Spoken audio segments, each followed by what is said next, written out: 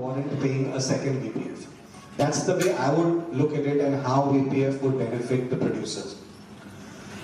The one thing that is true for India, that we are the only country, pretty much that I think so, is giving content, production is giving content to a non-DCI platform. Out of every country in the world that at least I am aware of. Yes, it was circumstantial.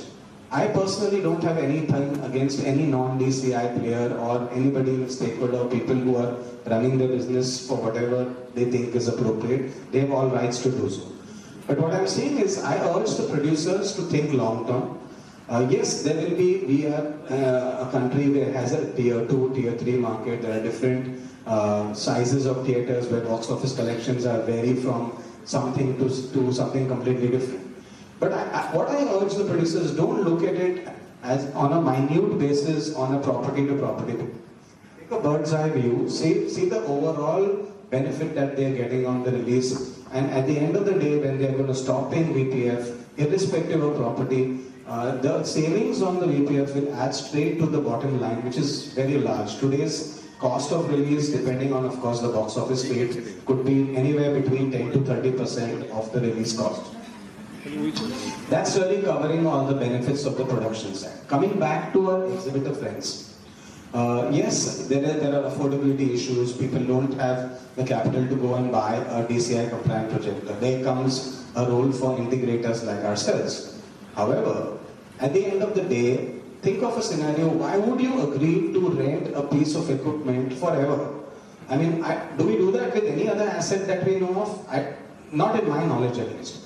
So if you have a piece of asset that you know your livelihood depends upon and you're going to use that for many, many years to come, you'd at some point of time want to own it. Rightly so. Everything is value driven because the exhibitor had a certain cost of a 35mm film which he was otherwise paying. Now there's a digital cost, there is X, this is Y, there's a cost difference, cost increase as a matter of fact, we all recognize that. But he can't be penalized to pay that rent forever. So at some point, as per the terms of the arrangement with all the stakeholders, the title of that equipment needs to belong to him, very clearly, after which he doesn't owe a buck on that piece of equipment to anybody in the world. Second being, the advent of digital, I think, has expanded the horizon of all the advertisement revenues and the possibilities that have on the digital cinema space from an exhibitor's perspective. He absolutely has all right to retain that. I don't think it's fair for him to not have that pound of flesh because on one fine day he did not have money to buy that piece of equipment. The plan that we have is that we want to consolidate all the mom and pop exhibitors, the small time tier 2, tier 3, combine them. We only act as agents, or so to say, he could pretty much go to any consolidator of advertisement who keeps a 20-30% share of the revenue that he otherwise sells and passes the bulk of that portion to the exhibitor. That's currently not today as far as the Indian industry is concerned. So look at it from his side on a holistic approach. So if he owned the equipment over a certain time, he paid rent, he got absolutely the best service that he deserves. There's no downtime on equipment, he got his content, in a timely manner, he got his KDMs, everything in a perfect world is good. He owned the equipment, he got the advertisement. Post the term, he doesn't have to pay a rent, neither does he have to pay anybody a share of the advertisement, even an agency if he desires not to. That's a prerogative that he has.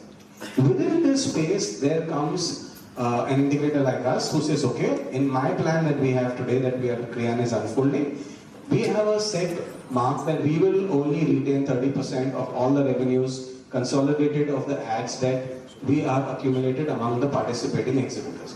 That ad revenue is increasing exponentially on a year-on-year basis. There are listed companies who are our exhibitor friends, PVR, Inox. The actual amount of revenue, you will be surprised, on advertisement is as high as between 35 lakhs to 45 lakhs per screen per year. That's the leverage that they have on advertisement. Of course, the tier 2, tier 3 are a lot lower, but it's still a sizable amount. So I would like to see the exhibitor retain his share, what he deserves in the business, which is why he's in the business.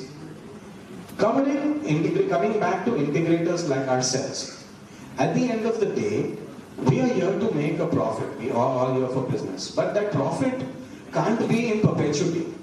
It can't be that the BPF never expires, the ownership is always with me, and everybody else in the circle is on the receiving end except for us. We've tried to get away with that model, and no offense to anybody in the business who works like that, to each one their own really.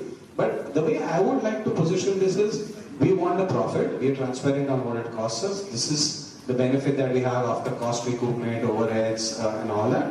And that's a number that we all agree to. It's probably a yield business, it's a debt business. It's not a business for me as an integrator to take advantage of a situation where an exhibitor can't afford the equipment. The producer, of course, wants to have the best release, save cost. It benefits everybody, but I can't be at an advantageous position and take benefit of that all my life. So we at Kriyan, in the plan that we have, is very clear. We have an X investment on equipment. We have a Y return which is defined. Yes, there are business risks, a number of releases, number of EPF turns, but at the end of the day, my role gets over. It stops. You know, it's back to business as usual. Everyone transitions. Digital is here to stay for life, and we are pretty much done. Beyond that, if the exhibitor chooses to work with me as an ad consolidator, as a service company selling consumables, as lamps, as filters, or whatever, those are ancillary businesses that are de facto created out of me being in the business itself. And that's a choice that the exhibitor has. So I think between the producer, exhibitor, the advertising agent, and the integrator, this is the level of equilibrium that I would like to set in the industry with my plan. And I think at the end of the day, if all stakeholders think what is in it for them and does this make sense, I think it will. I've tried to cover every aspect and looking at everyone's individual scenario in isolation, and hence Kriyan has come up with a plan that we think is fair to the industry and will add a lot of value. Thank you so much.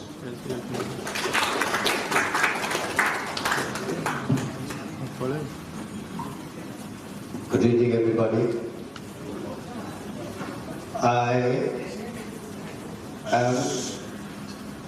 The speech is actually to hear such lovely things from my friend.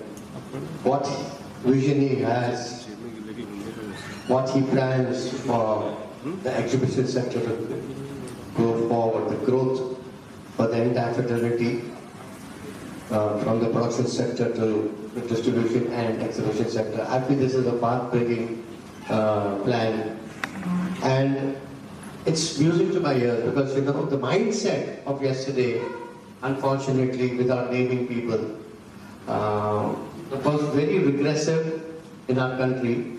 And here comes a person who's talking things which are so transparent about the general health, who understands that if in case the producer is healthy, so will he be as an integrator, and so will be the exhibitor, and so will be the distributor. This understanding for mutual survival, unfortunately, did not exist in our industry. That's why we were bleeding for so many years. So now, better late than never, I feel as a senior member of the Guild, being a former president of the Guild, I welcome this initiative taken by Mr. Ranjit Thakur. I applaud him for this decision of going into this venture. And Guild would definitely support him, and whatever support it needs.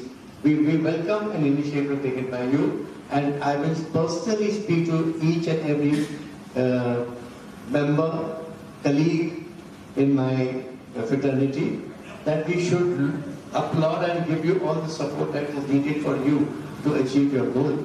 I think that's a brilliant opportunity which you have spoken about. In terms of advertising, sharing to the exhibitor, the plan looks so fair. You know, and at the end of it, it has to be a win-win situation for it to last. And this is the only way it can last. So, thank you very much for giving this plan. I feel that this is a welcome sign for the industry. And if we have to grow, this is the way forward. We need to do it on a war footing. And I'm sure that with this initiative, a beautiful dawn is at the anvil waiting for us. Thank you. We're probably the only country in which we play films in the e-cinema format. I think the future lies in digital. we should, as producers, as studios, bring more and more content, bring more and more of our films on the digital cinema platform. And what is required is a transparent system wherein the box office reporting comes back to us transparently, films are being played in a fair manner, and it's a win-win for everyone. The key being sunset. There is a term in our business which is called sunset, that is, you do not pay PPF. It's like paying an EMI for a car after 5 years of using the car.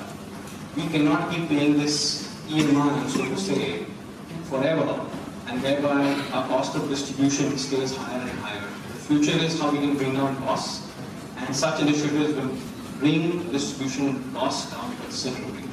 So I think it's a great initiative and it is.